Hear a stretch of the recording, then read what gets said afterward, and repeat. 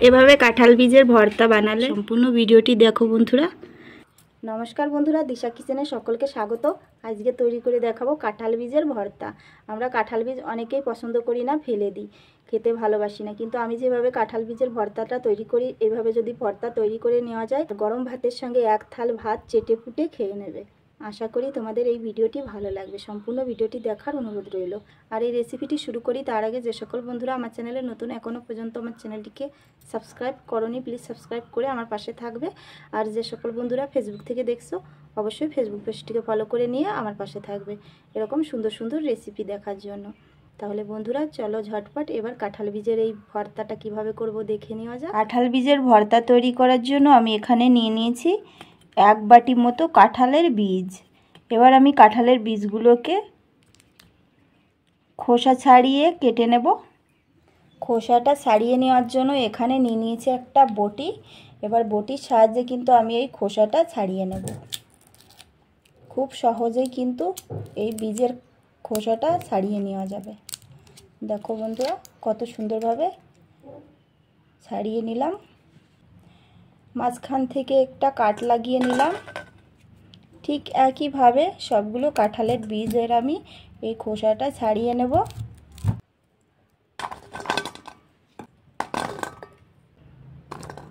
আমি এখানে সবগুলো কাঁঠাল বীজের খোসা এই যে ছাড়িয়ে নিয়েছি। দেখো বন্ধুরা, ঢেলে দিলাম জল, ভালো করে এবার একটু ধুয়ে নেব।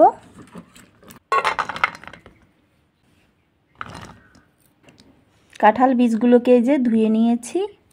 কড়ার মধ্যে দিয়ে দেব জল। এবার ওই কাঁঠাল বীজগুলো ঢেলে দেব। একটু লবণ দিয়ে দেব আর দিয়ে দেব হলুদ। একটু চামচের সাহায্যে নাড়াচাড়া করে দিলাম। এবার ঢাকা চাপা দিয়ে দেব। ঢাকা চাপা দিয়ে সিদ্ধ করব।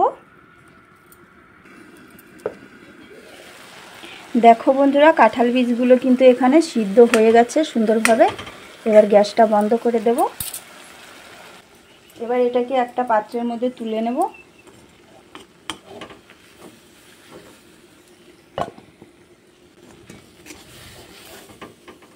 একটা পাত্রের মধ্যে তুলে নিলাম। আবার গ্যাস ধরিয়ে কড়াইটা বসিয়ে দিয়েছি। কড়াইয়ের মধ্যে দিয়ে দেব সর্ষের তেল। তেলের মধ্যে ছেড়ে দেব কয়েকটা শুকনো লঙ্কা। শুকনো লঙ্কাগুলোকে একটু ভেজে নেব। শুকনো লঙ্কাগুলোকে ভেজে নিয়েছি, এবার নামিয়ে নেব। এবার ওই তেলের মধ্যে দিয়ে দেব একটা রসুন। রসুনগুলোকে ভালো করে একটু ভেজে নেব। এখানে রসুনগুলো কিন্তু প্রায় ভাজা হয়ে গেছে। এখানে নিয়ে নিয়েছি দুটো বড় সাইজের পেঁয়াজ কুচি।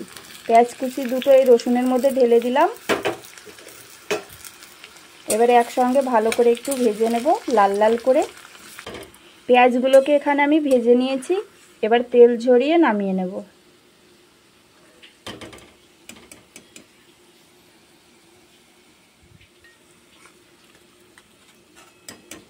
পেঁয়াজ রসুন শুকনো লঙ্কা একসঙ্গে কিন্তু এখানে লাল লাল করে ভেজে নামিয়ে নিয়েছি।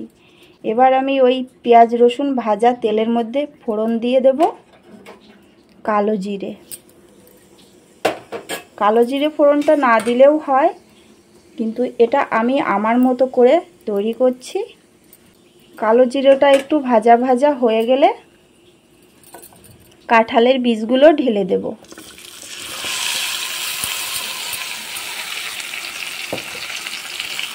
সেদ্ধ করে রাখা কাঁঠালের বীজটা দিয়ে কিছুক্ষণ একটু নাড়িয়ে চাড়িয়ে ভেজে নেব।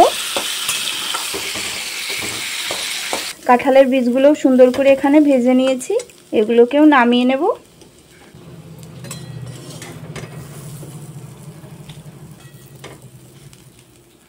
এখানে সব কিছু রেখে দিয়েছি একসঙ্গে। এটাকে একটু ঠান্ডা করে নেব। কাঁঠাল বীজগুলো কিন্তু সুন্দর করে ঠান্ডা করে নেওয়া হয়ে গেছে। এবার সব কিছু একটা মিক্সিং জারের মধ্যে নিয়ে নিচ্ছি।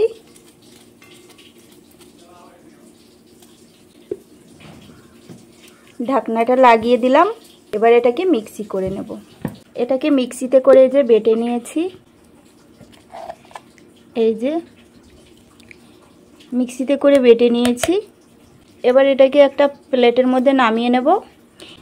এটা মিক্সিং জারে না দিয়ে যদি শিলনোড়ায় বেটে নেওয়া হয় আরও স্বাদটা ভালো হয়।